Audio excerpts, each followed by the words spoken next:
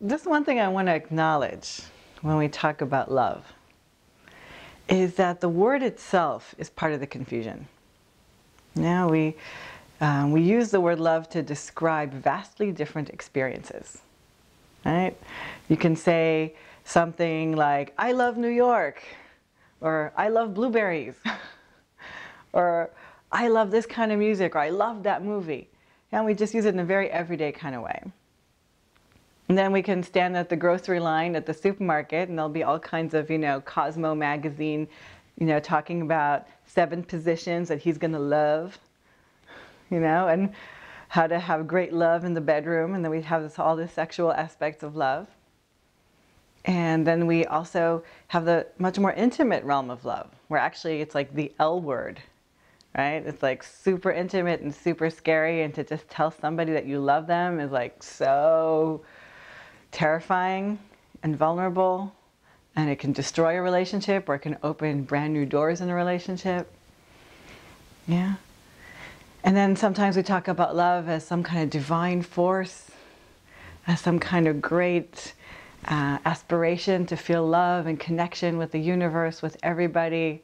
We should love everyone, all human beings, all animals, all creatures, love the planet. So there's that kind of a spiritual conversation about love. And we're talking about completely different experiences, and we're using the same word for them all.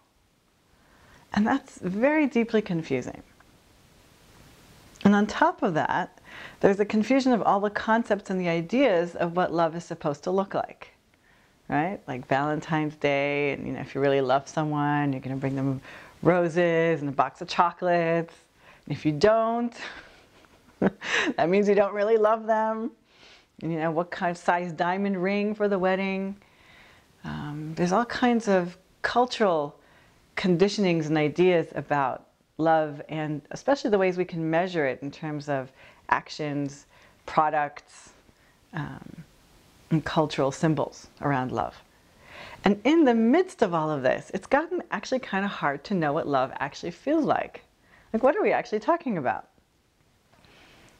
So later in the series, we're going to talk a little bit about what I call the 7 flavors of love. We'll start to sort out some of this mess and help make sense of it.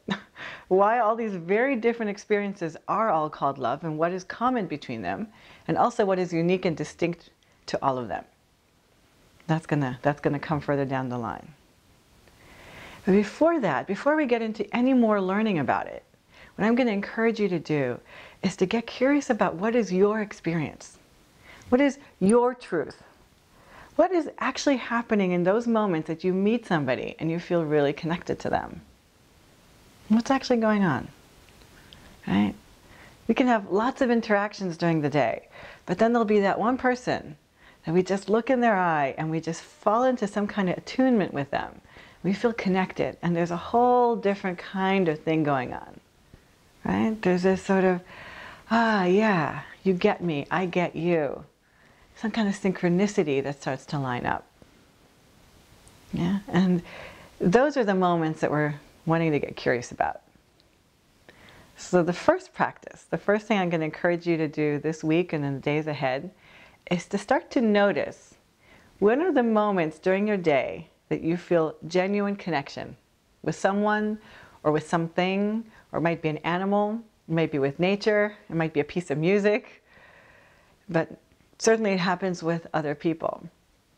And just start to pay attention to what's happening in those moments, and then also start to pay attention to what is telling you that you're connected. Like, what are the signs, what are the inner markers that are telling you, that's it, we're on board, we're in tune, we're getting each other here.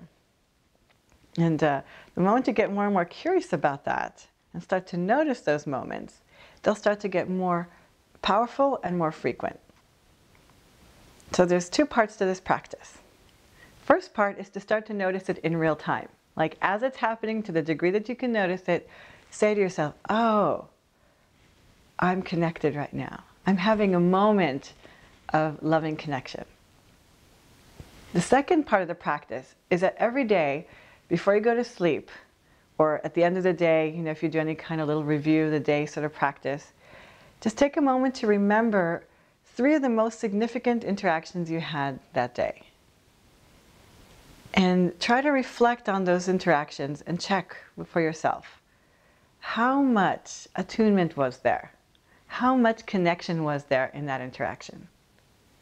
And the very fact that you do that process of reflecting and start to notice those qualities will help you be able to notice it more in real time. So it's kind of these 2 practices feed and nurture each other.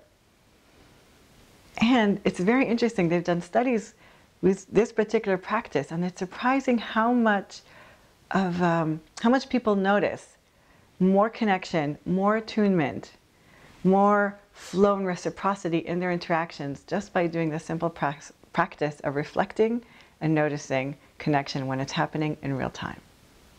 So try it out.